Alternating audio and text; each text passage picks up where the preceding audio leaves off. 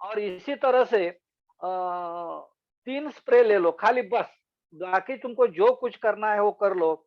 इसी तरह से 3 स्प्रे लेना है। पहला स्प्रे जो है वो बुआई के बाद 1821 दिन में होता है और उसी स्प्रे में बहुत से शाखाएँ निकलती हैं पेड़ के और वो शाखाएँ इतनी निकलती हैं कि 1 पेड़ के बजाय 5 पेड़ का उत्पादन हमको मिल जाता है।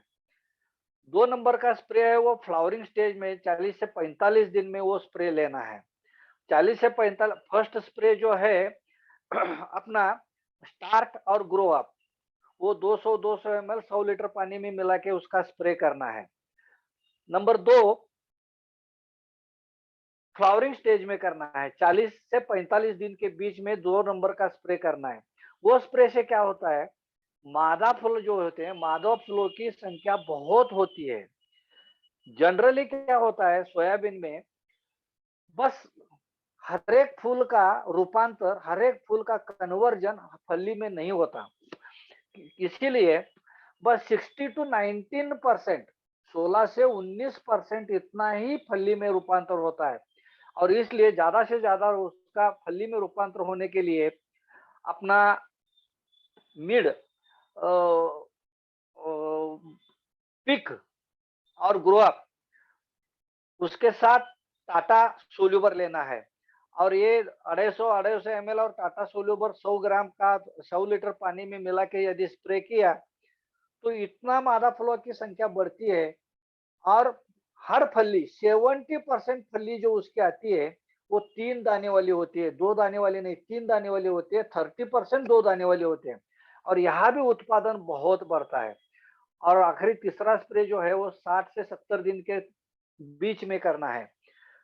वो स्प्रे से क्या होता है, जनरली सोयाबीन में उसके 3 पार्ट होते हैं पौधे के।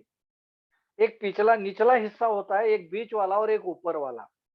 निचला हिस्सा जो होता है उसमें फली आखिरी दिनों में बहुत अच्छे अंदर बीज अच्छा बन जाता है। लेकिन बीच वाला जो पार्ट है, सेकंड पार्ट में बीच वाला पार्ट, वहाँ थोड़ा बहुत अच्छा होता है, लेकिन ऊपर वाले पार्ट में कुछ भी नहीं होता। थोड़ा फूल होते हैं और फली जो होती है वो पूरे चपटी होती है, अंदर बीज होता है, नहीं होता है और वहाँ 25% अपना लॉस होता है। और इसी लास्ट में यदि पीडीएच के साथ हमारा जो आखिरी अपने ओल्ड जो आने वाला है एंड एंड और पीडीएच वो 250 एमएल का जब स्प्रे किया तो निचले पार्ट में जो इतनी फलियां अंदर से भरी हुई होती है, दाने अच्छे भरते हैं, उसी तरह से ऊपर वाला पार्ट भी बहुत अच्छा भरता है, बहुत यानी बहुत अच्छा भरता है और यही 25% उत्पादन बढ़ता है। ये 3 स्प्रे से आज तक का मेरा 10, 11, 12 साल का मेरा एक्सपीरियंस है। ये 3 स्प्रे से दुगना उत्पादन बढ़ता है। लेकिन आप मत बोलो किसान को, 1.5 गुना ही बोलो। यदि आपका 10 क्विंटल होने वाला है तो 15 क्विंटल होगा।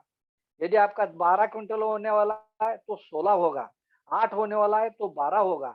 1.5 गुना बोलो, 1.5 गुना से ज्यादा हो गया तो वो बहुत खुश होगा, आपको कभी भी नहीं छोड़ेगा वो। और अगला जो गेहूं और चना, ज्वार, इसका जो अभी उत्पादन जो बुआई होगी, तब आपको ज्यादा कुछ मेहनत करने की जरूरत नहीं है। आपकी कैपिंग कभी भी नहीं टूटेगी। वो किसान एक बार आपको जुड़ जाएगा तो जिंदगी भर आपको नहीं छोड़ेगा। इसी तरह से ये 3 स्प्रे सोयाबीन में इम्पोर्टेंट है। आज हम बात करने जा रहे हैं कपास में। आंध्र, तेलंगाना, कर्नाटका, महाराष्ट्र, एमपी, गुजरात, बिहार, ये पूरे इसमें बहुत यानी बहुत कपास होती है, बहुत यानी बहुत कपास होती है। लेकिन कपास में क्या होता है, किसानों की बहुत गलतियां होती है, बहुत यानी बहुत गलतियां होती है। 50% टू 80% गलतियां किसान की होती है, इसलिए उत्पादन बहुत कम यानी बहुत कम आता है। सबसे पहले कपास में जो जमीन है, सॉइल की जो है वो जमीन बहुत अच्छी होनी चाहिए। अच्छी यानी क्या, थोड़ी सी कुमकत हो तो भी चलेगा, थोड़ा सा 2 नंबर वाली जमीन हो तो भी मिट्टी चलेगी। लेकिन जिस मिट्टी में बारिश का पानी बहुत रहता है, ड्रेन नहीं होता, पर्कुलेशन नहीं अच्छा होता, इसी जमीन में यदि कपास किया तो बहुत लॉस होता है, बहुत लॉस होता है। क्योंकि कपास का रूट सिस्टम जो होता है उसको शॉर्ट मूल बोलते हैं। एक ही उसका जड़ होता है, रूट जो होते हैं जड़ होते हैं, एक जड़ होता है और उस जड़ को थोड़े थोड़े थोड़े ऐसे जड़े आते हैं। इसलिए एक बार वो खराब हो गया तो कपास का बहुत यानी बहुत नुकसान होता है। इसलिए जमीन जो अपना जो सॉइल जो है, मिट्टी जो है, जो उसकी निवड़ जो है वो बहुत इंपॉर्टेंट है, बहुत इंपॉर्टेंट है। नंबर 2, जमीन की जो निवड़ होती है, जमीन के होने के बाद बुआई का समय जो है वो बहुत इंपॉर्टेंट है। जून जुलाई यदि बारिश नहीं हुई, अच्छी बारिश नहीं हुई, जिसके पास पानी की कम नहीं है, पानी बहुत है, वो लोग पानी दे के बुआई कर सकते हैं, उनका बहुत अच्छा उनको रिजल्ट मिलेगा, उत्पादन बहुत अच्छा आ सकता है। लेकिन बारिश के ऊपर जो डिपेंड रहते हैं किसान, उनके लिए जून और जुलाई ये 2 महीने बहुत इंपॉर्टेंट है। यदि जून जुलाई से लेट हो गया तो कपास में बिल्कुल भी उत्पादन अच्छा नहीं आता। जितना खर्चा किया है उतना भी उसमें से उत्पादन आने की भी कोई ज्यादा ये नहीं होती। इसीलिए सोइंग का जो है बुआई का टाइम वो किसान के बारे में जो है वो बहुत इंपॉर्टेंट है। जून जुलाई जुलाई एंड तक तो उसकी बुआई होनी ही चाहिए। तीसरी गलती क्या होती है किसान की, डिस्टेंस में बहुत गलतियां करते हैं। यदि भारी जमीन है, हेवी सॉइल है, तो उसमें 6x1 6x1 फीट ये डिस्टेंस रख दिया तो 7,200 पौधे पर एकड़ में बैठते हैं। 7,200 पौधे 1 एकड़ में। पौधों की number of plants, number of पौधे यदि कम हुए तो उत्पादन बहुत कम होता है। इसलिए पौधों का जो नंबर है, नंबर ऑफ पौधों जो है वो मेंटेन करना बहुत यानी बहुत इंपॉर्टेंट है। और इसी के ऊपर ध्यान देना किसान को बहुत यानी बहुत इसका इम्पोर्टेंट होता है। यदि जमीन भारी नहीं है, मीडियम है, मीडियम जमीन में 5x1 फीट पे जब उसका सोइंग किया, बुआई किया, तो 8,900 पौधे पर एकड़ में बैठते हैं। और ये मीडियम जमीन में इतना उसका मेंटेन होना जरूरी है। और यदि जमीन हल्की है, इतनी भारी नहीं है, तो उसमें 4x1 फीट पे यदि प्लांटेशन किया तो पर एकड़ में 10,890 10,890 प्लांट्स बैठते हैं, पौधे बैठते हैं। और उत्पादन भारी जमीन के बराबर उत्पादन आता है। तो यदि भारी जमीन, मीडियम सॉइल, भारी soil, medium heavy soil, medium soil और लो सॉइल, हल्की जमीन, तो इसी तरह के इसी हिसाब से यदि प्लांटेशन किया, क्या होता है, अंधानुकरण बहुत होता है। जो किसान 6x1 के ऊपर कर रहा है उसकी जमीन रहती है भारी। फिर ये क्या सोचता है, वो 6x1 के ऊपर कर रहा है तो मैं क्यों करूं, लेकिन मेरी जमीन हल्की है, मुझे 4x1 या 5x1 के ऊपर ही करना है। ये इसके दिमाग में, किसान के दिमाग में नहीं आता और वहां बहुत लॉस होता है। और ये डिस्टेंस के बारे में होने के बाद यदि बुआई करना है तो बुआई करने के लिए अपना स्टार्ट और भूमि सॉइल प्लस, अपना स्टार्ट और सॉइल प्लस का 1 केजी 1 केजी कपास के बीज के लिए 200 ml, दोनों मिला के 150 300 ml हो तो बहुत यानी बहुत अ, ये होता है। सर मेरी आवाज आ रही है? हेलो, हेलो, आवाज आ रही है सर?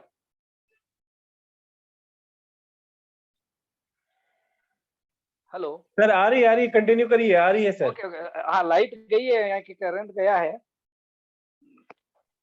जी जी, कंटिन्यू करें आप। ओके चलो, मैंने बैटरी लगाई है इसकी लाइट। तो ये बहुत इंपॉर्टेंट है अपने। तो ये बुआई के वक्त सीड ट्रीटमेंट करना बहुत यानी बहुत जरूरी है। इसके लिए सॉइल प्लस और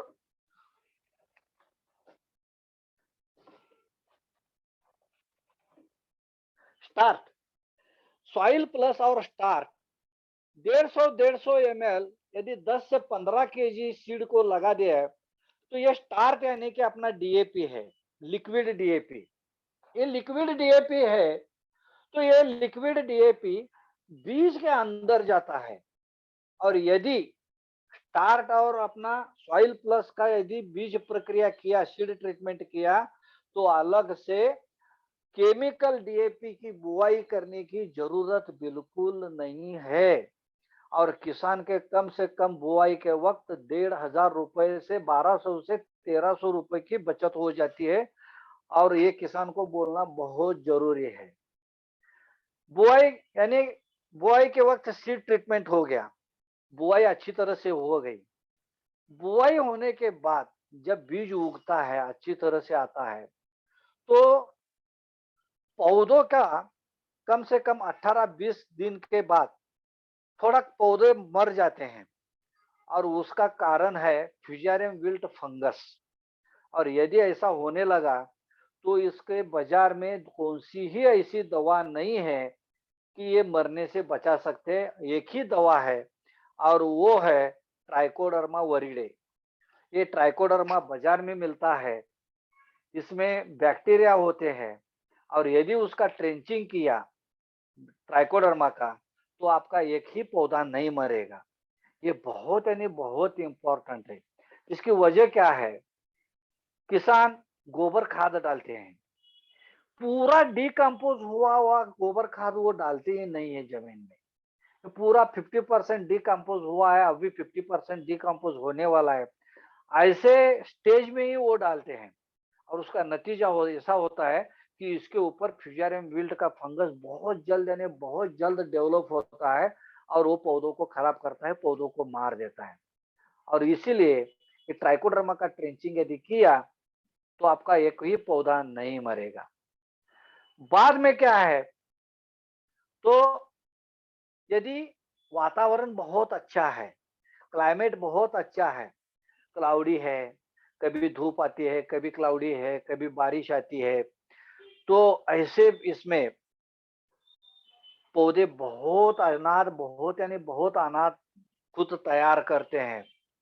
और ये पौधे इतने जोर से बढ़ने लगते हैं, इतने जोर से बढ़ने लगते हैं, यानी कि दो इंटरनोड में जो कुछ डिस्टेंस होता है, वो इतना बहुत बहुत बहुत होके 5-5 इंच, 4-4 इंच, 5-5 इंच, 6-6 इंच तक हो जाता है। इसका नतीजा ये होता है, उत्पादन बहुत कम आता है। और इसके लिए ग्रोथ स्टॉप करने के लिए ग्रोथ स्टॉप करने के लिए उसको लिवोसिन का स्प्रे करना है। और ये लिवोसिन क्या होता है?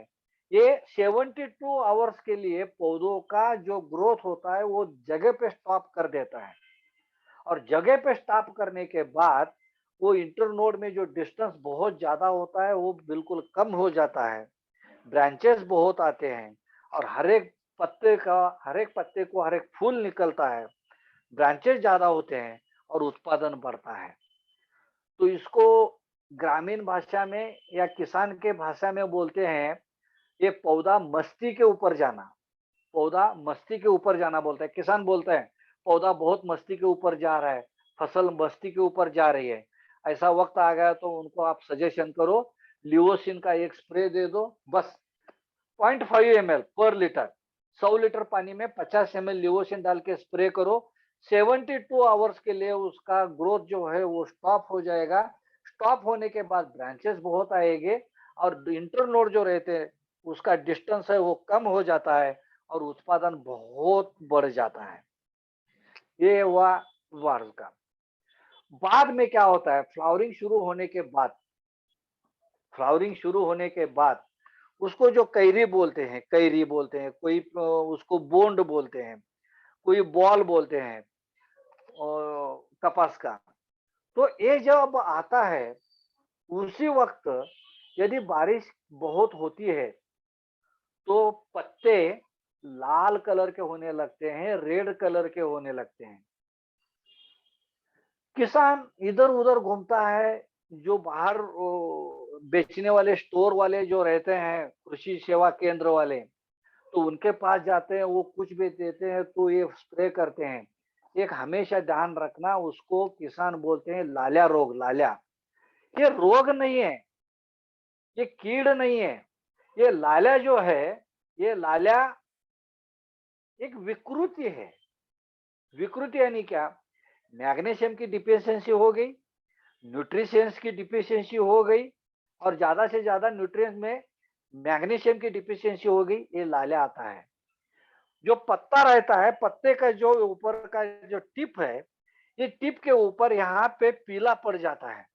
पीला पड़ने के बाद, ये पीला पड़ने से पड़ते पड़ते अंदर आता है, अंदर आने के बाद पीले कलर का लाल कलर हो जाता है, और ये लाल कलर डेवलप होता है, उसका नाम है एंथोसाइनिन।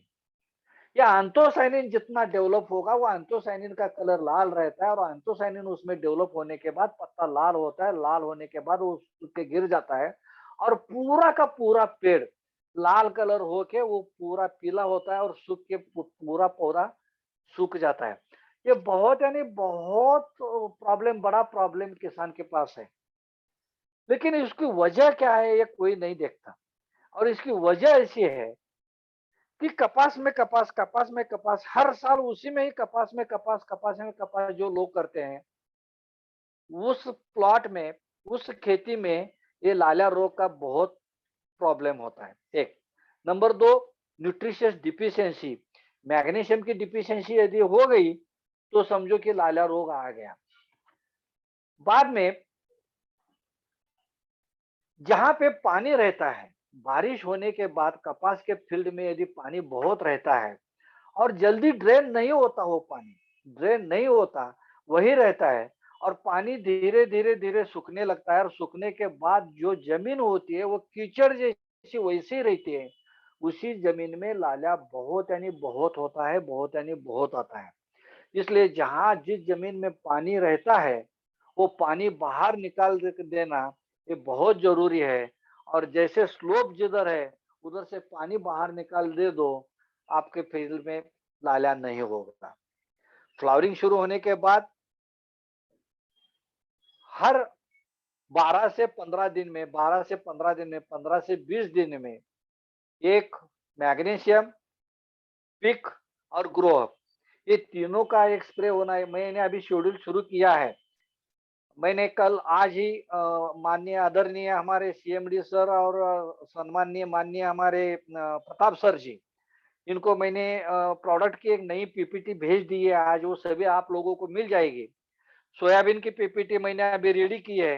सुबह में मैं वो अपने प्रताप सर जी और अपने सीएमडी सर जी को भेज रहा हूँ, वो आप सभी को दे देंगे।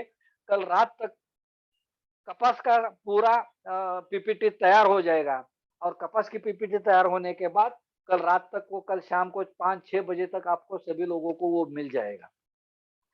बाद में लाला होने के बाद कपास में एक बहुत यानी बहुत नुकसान करने वाली बात जो है वो कीड़ा, उसको बोंड अळी बोलते हैं।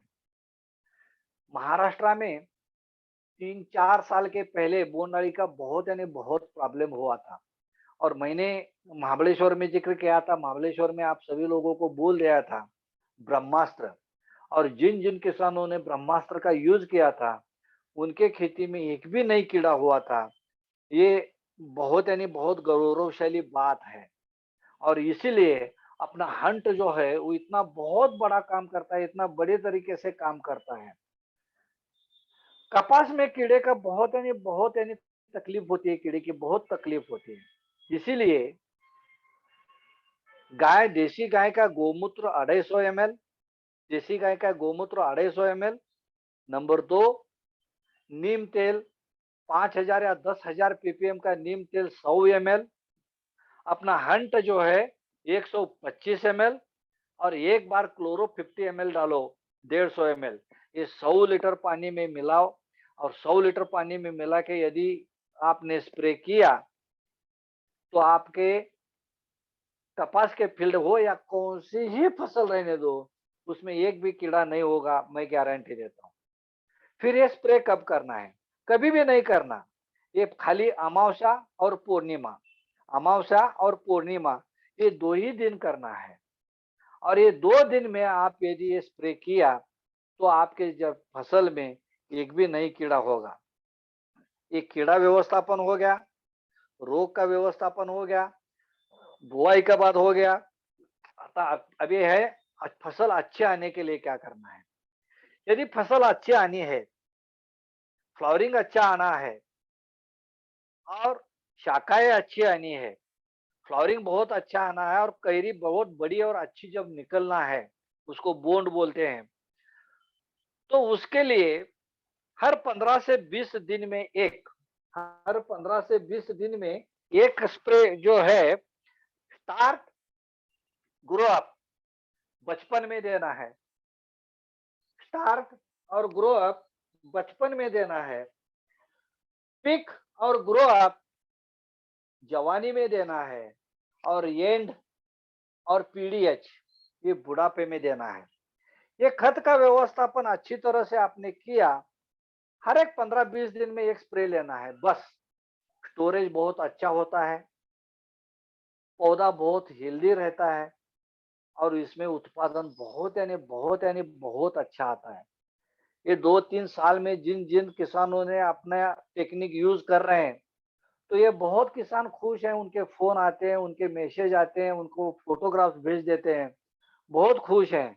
तो मेरा यही कहना है, तुम सभी लोग यदि ये टेक्निक किसान लोगों को दोगे, तो आपका बिजनेस इतना अच्छा बढ़ जाएगा, इतना अच्छा बढ़ जाएगा कि बस आपको कोई भी इनकम से नहीं रोकेगा।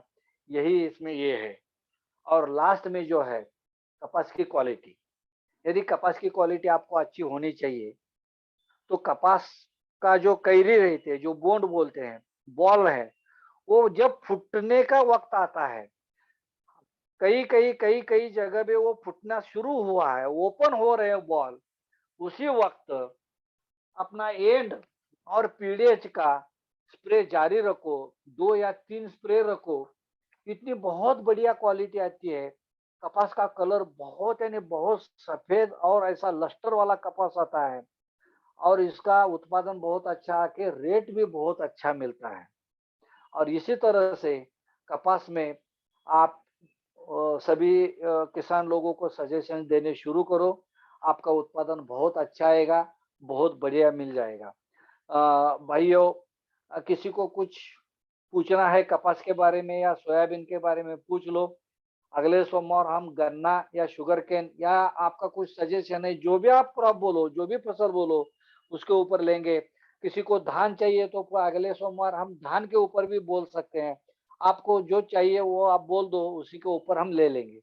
किसी की आपको शंका है, कुछ हो तो पूछ लीजिए।